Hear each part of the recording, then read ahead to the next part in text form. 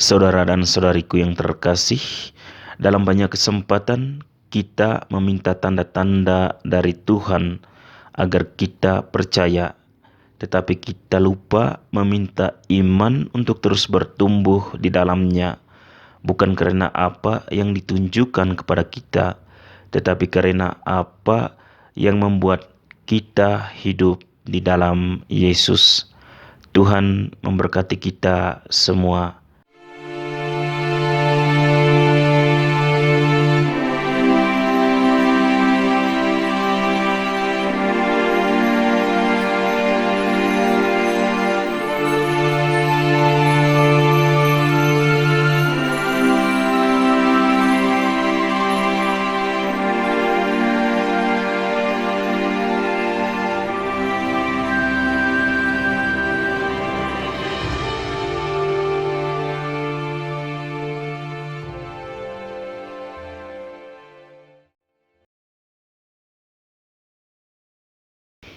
Selamat pagi saudara dan saudariku yang terkasih di dalam Tuhan kita Yesus Kristus.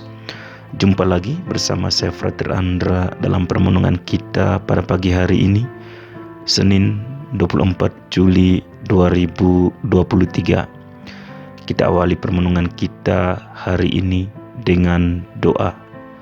Dalam nama Bapa dan Putra dan Roh Kudus. Amin. Ya Tuhan, Engkau telah menunjukkan tanda-tanda dalam hidup kami, dan lewat tanda itu Engkau berusaha untuk selalu melindungi kami, agar kami beroleh keselamatan-Mu. Kadang kami acuh tak acuh dan tidak peduli dengan tanda-tanda-Mu. Kami mohon kepadamu ya Tuhan, dampingilah kami selalu dan buatlah kami lebih peka akan tanda-tanda zaman di dalam kehidupan kami sehari-hari, sehingga melalui tanda-Mu itu kami dapat membawa lebih banyak orang kepada jalan keselamatan-Mu. Amin. Dalam nama Bapa dan Putra dan Roh Kudus. Amin. Injil Matius bab 12 ayat 38 sampai 42. Pada waktu itu berkatalah beberapa ahli Taurat dan orang Farisi kepada Yesus, "Guru, kami ingin melihat suatu tanda daripadamu." Tetapi jawabnya kepada mereka, "Angkatan yang jahat dan tidak setia ini menuntut suatu tanda. Tetapi kepada mereka tidak akan diberikan tanda selain tanda Nabi Yunus. Sebab seperti Yunus tinggal di dalam perut ikan 3 hari 3 malam, demikian juga Anak Manusia akan tinggal di dalam rahim bumi 3 hari 3 malam. Pada waktu penghakiman, orang-orang Niniwe akan bangkit bersama angkatan ini dan menghukumnya juga. Sebab orang-orang Niniwe itu bertobat setelah mendengar pemberitaan Yunus, dan sesungguhnya yang ada di sini lebih daripada Yunus.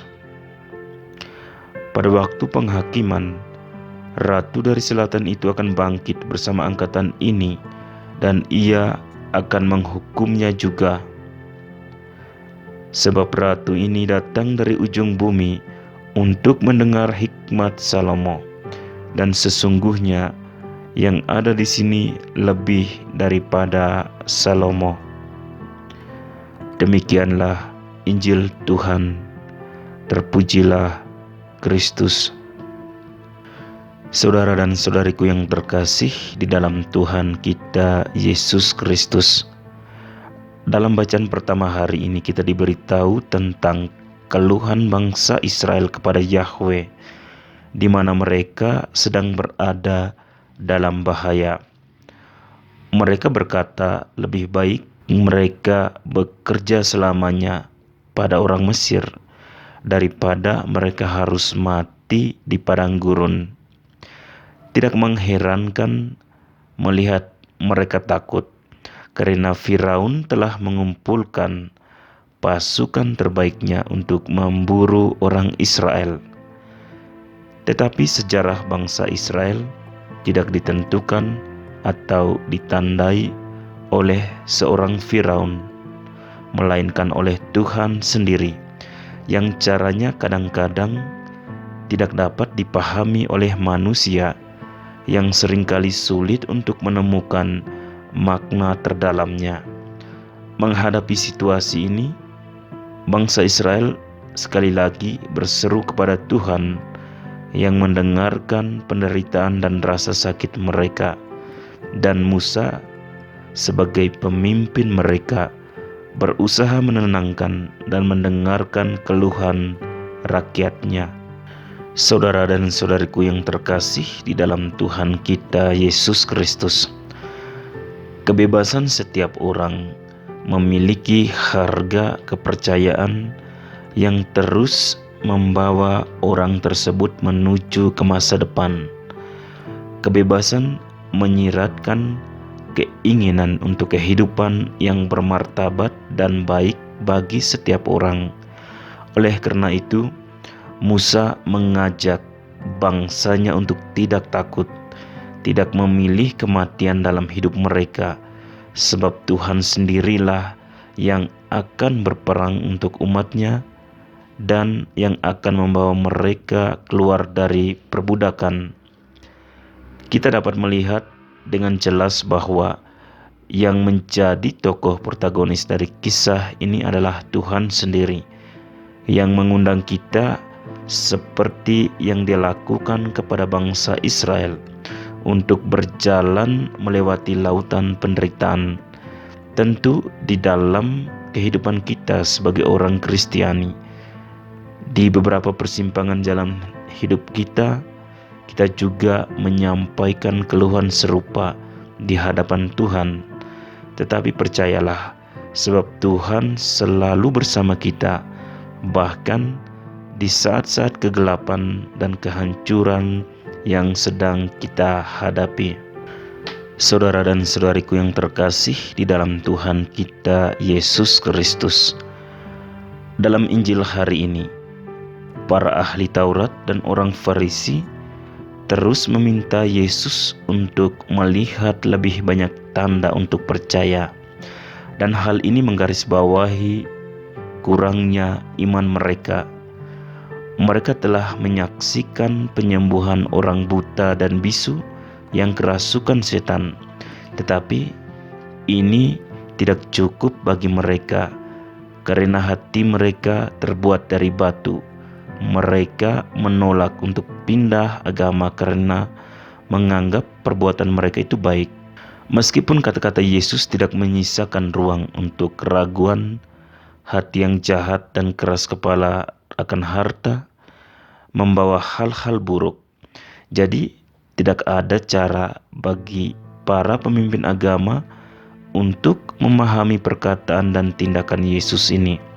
Mereka meminta tanda yang tidak mereka percayai untuk mencobai Yesus, dan jawaban Yesus bersifat paradoks. Pertama-tama, Dia menyebut mereka generasi yang jahat dan sesat dalam arti sosial dan religius, karena keterikatan mereka pada dunia ini dan karena tidak bertindak menurut Tuhan.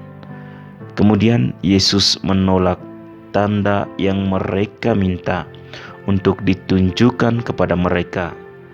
Tanda itu adalah tanda Yunus, yaitu kematian dan kebangkitannya, tanda sebenarnya dari identitas Yesus sendiri. Kemudian Yesus menjelaskan apa yang terjadi pada Yunus dalam khotbahnya kepada orang-orang Niniwe. Kemudian orang-orang Niniwe mendengarkan Yesus lalu bertobat.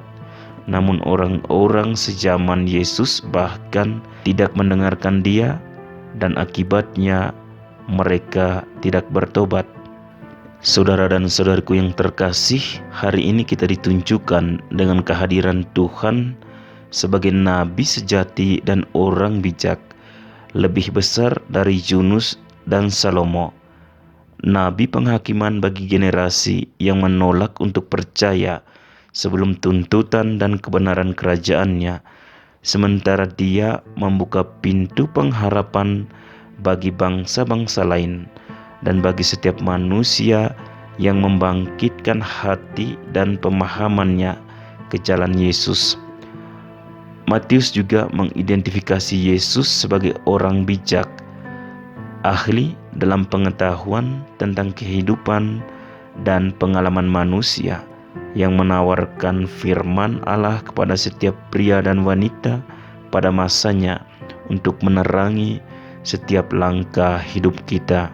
Saudara dan saudariku yang terkasih, dalam banyak kesempatan kita meminta tanda-tanda dari Tuhan agar kita percaya, tetapi kita lupa meminta iman untuk terus bertumbuh di dalamnya, bukan karena apa yang ditunjukkan kepada kita, tetapi karena apa yang membuat kita hidup di dalam Yesus. Tuhan memberkati kita semua. Amin. Marilah berdoa. Bapa yang kudus, Yesus telah bersabda kepada kami, "Tuaian memang banyak tetapi pekerja sedikit. Karena itu mintalah kepada Tuhan yang empunya tuaian, supaya Ia mengirimkan pekerja-pekerja untuk tuaian itu. Oleh karena itu, kami berdoa kepadamu dengan keyakinan sesuai dengan harapan hatinya. Bantulah semua orang Kristiani agar dengan serius bertanggung jawab sebagai warga kerajaan Allah dan sebagai batu penjuru yang hidup bagi gereja. Pilihlah dari antara umat-Mu pekerja-pekerja kerasulan, imam, diakon, biarawan-biarawati, dan rasul-rasul awam, sehingga kabar sukacita dimaklumkan kepada semua bangsa, dan belas kasih-Mu diketahui oleh semua saudara dan saudari kami. Amin. Maria, Ratu para Rasul, doakanlah kami. Para Rasul Kudus, doakanlah kami. Santo Fransiskus dari Assisi, doakanlah kami. Padre Eusebio Menard y Señor Hector Duran, jadilah perantara bagi kami. Amin. Dalam nama Bapa dan Putra dan Roh Kudus. Amin.